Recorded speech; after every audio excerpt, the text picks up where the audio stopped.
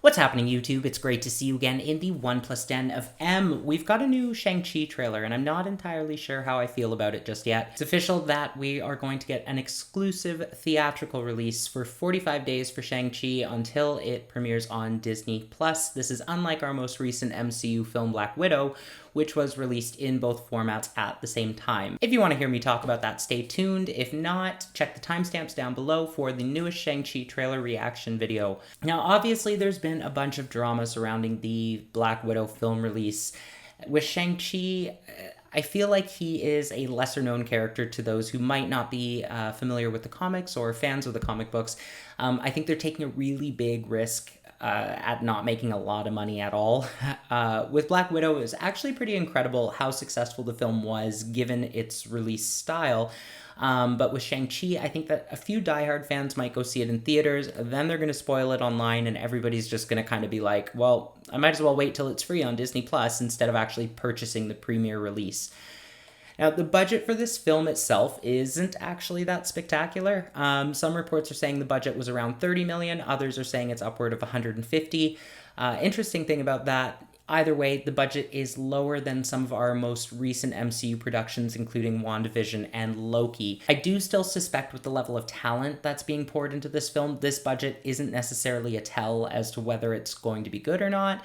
Some of the latest reports are saying that the film is set to be very successful, while others are saying that it's set to flop. Personally, from a financial standpoint, I don't think that it's going to be a huge earner for the MCU or for Disney, which is a bit disappointing, but given the current state of things, it's not really a surprise. The next thing I'm going to talk about is actually Wong. Now, Wong, we know he's in the film, but we don't know at what level he's set to appear. One thing I've noticed from the trailer is actually his absence from scenes that involve the rest of the group, basically being limited to that cage fight scene that we saw in the most recent trailer. Now, Benedict Wong has been pretty vocal about being excited to be in this movie, but I don't think that this is going to be a huge clue. Benedict Wong's been very vocal about how excited he is to be in this movie.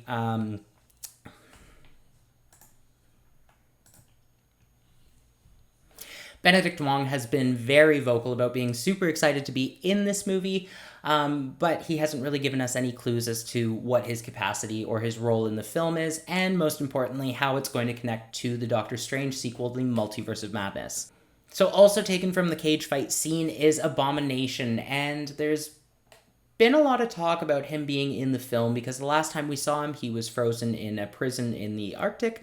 Tim Roth is set to return to the role, but with him as well, we don't know what capacity his character is going to be in and how much of Abomination we should really expect to see in the film. He's not a typical Shang-Chi villain, so given that he's been a member of the Thunderbolts, I think maybe they're kind of piecing together the team as a secondary story outside of kind of the overall Kang timeline, and this is how they're introducing it as opposed to the post-credit scenes that we are so used to seeing with Marvel films. Only time's going to tell what this film ends up actually being like, but I'm pretty excited because it does look like it's got some really great action sequences and some really stunning visuals. And of course, we're advancing the narrative to the MCU as it's been confirmed that it's set in modern day MCU times. Let's just jump right into this trailer. It's only a minute long, but I do want to see if we get any more information on why Wong and Abomination are being there. So let's have a look. I know that you don't like to talk about your life, but a guy with a freaking machete for an arm just chopped our butts in half. My father trained me to be an assassin, but that's not who I am.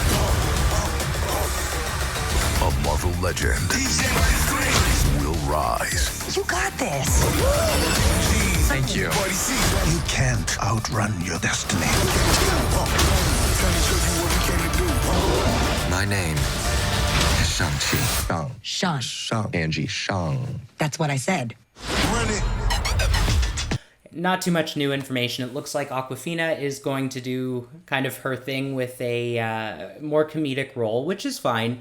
I do hope that her character has a bit more development than just being, you know, the witty sidekick. This film looks visually very, very impressive. I was confused because I thought it was a flashback with the lions, but you saw Shang-Chi there, so not a bunch of reveals.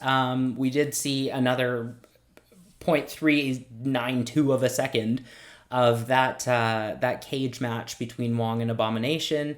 Still doesn't look like they're going to be giving too much to the story moving forward. I know I keep saying visually this is stunning, but some of the colors in this just look fantastic. It does look like a movie that would probably be best enjoyed in 3D if you're into that sort of thing. Personally, I find that it gets very tiring very quickly on the eyes. But it does look like it's still going to be really entertaining. A little disappointed that this isn't coming to a Disney Premiere Plus release, especially given what, you know, happened with Black Widow. I don't think they're in the interest of delaying films further. This might result in Phase 4 being one of the less well-received phases, just given how the release schedule is having to go. I know they've pushed some stuff around.